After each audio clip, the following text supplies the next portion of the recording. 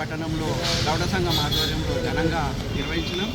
ఈ యొక్క కార్యక్రమానికి ఇచ్చేసినటువంటి గౌడ సోదరులకు అందరికీ కూడా పేరు పేరున నమస్కరిస్తూ ఎప్పుడు సర్దార్ సర్వాయి పాపన్న గౌడ్ గారి ఆశయాలను మనమందరూ కూడా ముందుకు తీసుకుపోవాలని తెలియజేస్తూ మరి గత 400 సంవత్సరాల కిందనే బహుజనులకు రాజ్యాధికారం దక్కాలనే ఉద్దేశంతో ఒక గొప్ప సంకల్పంతో మరి ఒక సైన్యాన్ని ఏర్పాటు చేసుకొని 26 కోటలు జయించి మరి చివరకు గోల్కొండ కోట కొట్టే సమయంలో మరి ఢిల్లీ సుల్తాన్తో మొఘల్ సామ్రాజ్యస్తులు చేతులు కలిపి మరి మోసపూరితంగా మరి సర్దార్ సర్వాయి పాపన్న గౌడ్ని చంపాలని చూసినప్పుడు అతనే ఎవరు నన్ను చంపేది లేదని చెప్పి అతనే ఆత్మహత్య రూపంలో తన త్రిశూలంతో తానే ఆత్మబలిదానం చేసుకోవడం జరిగింది.